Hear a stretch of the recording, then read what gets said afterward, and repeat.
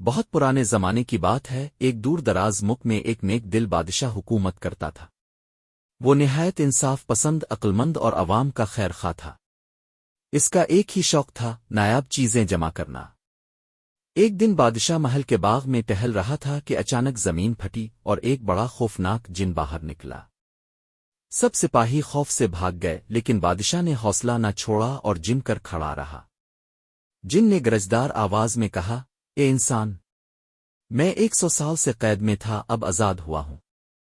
شروع میں نے سوچا تھا کہ جو مجھے آزاد کرے گا اسے انعام دوں گا، مگر جوں وقت گزرا میری نیت بدلتی گئی۔ اب میں نے فیصلہ کیا ہے کہ جو مجھے آزاد کرے گا اسے کھا جاؤں گا۔ بادشاہ نے مسکرا کر کہا، کیا تم واقعی اتنے بڑے ہو کہ قید میں سما سکتے ہو؟ مجھے یقین نہیں آتا کہ تم واقعی کسی بوتل میں قید تھے۔ جن نے غرور سے کہا، کیا تم میری طاقت پر شک کر رہے ہو؟ دیکھو، یہ کہہ کر جن دھواں بن کر دوبارہ بوتل میں چلا گیا۔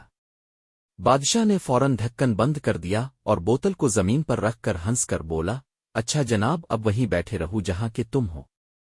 جن چلوا، اے بادشاہ، مجھے نکالو، میں تمہیں سونا چاندی خزانے سب دوں گا۔ بادشاہ نے کہا، دیکھو جن، غرور کا انجام ہمیشہ برا ہوتا ہے۔ اگر تم شروع سے ہی نیکی کا وعدہ کرتے تو میں بھی تم پر احسان کرتا۔ اب تمہیں وعدہ کرنا ہوگا کہ تم کسی کو نقصان نہیں پہنچاؤ گے، تب ہی میں تمہیں آزاد کروں گا۔ جن نے بہت منت سماجت کی اور آخرکار سچوا وعدہ کیا۔